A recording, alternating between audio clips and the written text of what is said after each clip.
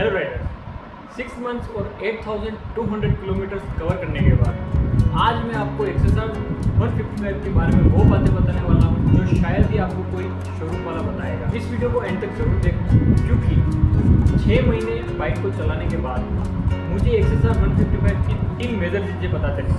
First, posture के related, second उसकी seat से रिलेटेड और एक ऐसी प्रॉब्लम जो मुझे सेकंड सर्विस के बाद फेस करनी पड़ी। मैंने XSR दिसंबर 2025 में ली, तब से लेकर अब तक मैंने 8,200 किलोमीटर राइड कर चुका हूँ। शुरू के 1-2 महीने तो मुझे बाइक पर कोई प्रॉब्लम नज़र ही नहीं आई क्योंकि एक्साइटमेंट ही इतनी थी। डेली 50 से 60 किलोमीटर में राइड करता था। धीरे धीरे मुझे बैक में पेन होने लगा। ऐसा लगा कि रेगुलर 60 और 50 किलोमीटर राइड की वजह से होगा, बट ऐसा नहीं था। फिर मुझे एक्चुअल रीज़न पता चला। एक दिन मेरे पापा इसको एक फैमिली फंक्शन में लेके गए। वापस आकर उन्होंने मुझे एक ऐसी बात बोली जिससे कि मेरा पूरा राइडिंग एक्सपीरियंस ही चेंज हो गया। उन्होंने कहा बाइक कंफर्टेबल हो सकती है बट एक चीज़ है जो चेंज करनी पड़ेगी। मैंने बोला ठीक है। उसके बाद मैंने हंटर 350 का हैंडल लगाने का ट्राई करा। हैंडल ढूंढने के लिए मैं मार्केट के लिए निकला। काफ़ी शौक थे लेकिन कहीं मिला ही नहीं। काफ़ी सर्च करने के बाद मुझे royal Enfield genuine part shop पर हंटर 350 का हैंडल बार फाइनली मिल गया। घर आते ही मैंने और मेरे पापा ने मिलकर हैंडल इंस्टॉल किया और ऑनेस्टली ये मेरी XSR पर की गई सबसे यूजफुल मॉडिफिकेशन थी। हैंडल लगाने के बाद राइडिंग पोस्चर कंप्लीटली चेंज हो गया। जो बैक पेन मुझे लॉन्ग राइड्स में फील होता था वो ऑलमोस्ट खत्म हो गया। उसके बाद मैं 100 किलोमीटर और 200 किलोमीटर राइड कर चुका हूँ और मुझे अभी तक पोस्चर रिलेटेड कोई प्रॉब्लम नहीं आई है और बाइक तो सही में बहुत ही ज़्यादा कंफर्टेबल हो चुकी है। बाइक पहले से काफ़ी ज़्यादा कंफर्टेबल लगती है।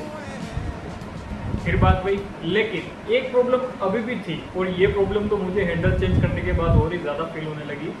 बाइक की सीट। बाइक की सीट बोलती है अरे भैया पिक्चर अभी बाकी है। तो मेरा भी जिक्र करना पड़ेगा आपको, तो चलिए जिक्र करते हैं इसके बारे में।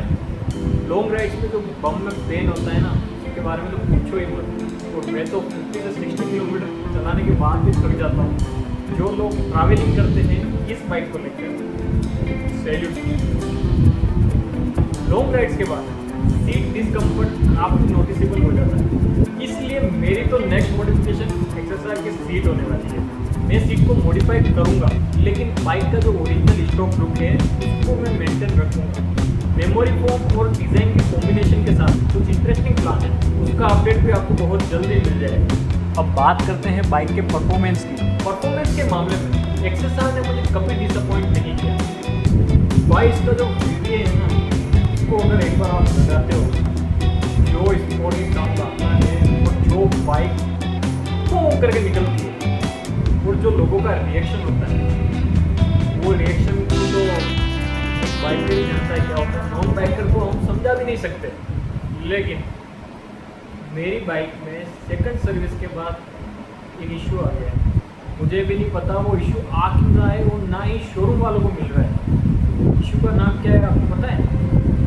वाइब्रेशन, जो कि एक बाइक को सबसे घटिया बना देता है। जब मैंने बाइक ली थी तब मुझे शोरूम वालों ने बोला कि इसमें वाइब्रेशन बिल्कुल भी नहीं होते, बट नहीं, मेरी बाइक में वाइब्रेशन आना चालू हो गए। पता नहीं क्या प्रॉब्लम हुई है, बहुत ही डिसअपॉइंटेड हूँ। वाइब्रेशंस थे, ये वाइब्रेशंस पहले नहीं थे, सेकंड सर्विस के बाद नोटिसेबल होने लगे। अभी तक एक्चुअल रीज़न मुझे भी नहीं मिला और शोरूम वालों को भी क्लियर नहीं पता। अगर आपके भी पास XSR है और अगर आपको भी इस इशू के बारे में पता है तो प्लीज़ कमेंट ज़रूर करें, हेल्प हो जाएगी मेरी।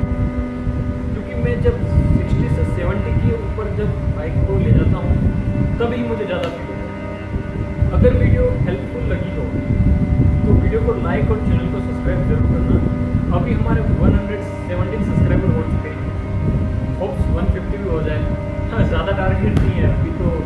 150 हो जाए वही मेरे लिए बहुत बड़ा हो जाएगा, एक अचीवमेंट हो जाएगा। अगर आप XSR लेने की सोच रहे हो या ऑलरेडी ओनर हो तो चैनल पर बने रहें क्योंकि XSR रिलेटेड और अपना पर्सनल ओनरशिप एक्सपीरियंस मैं बताता रहूँगा। Thank you for watching, bye.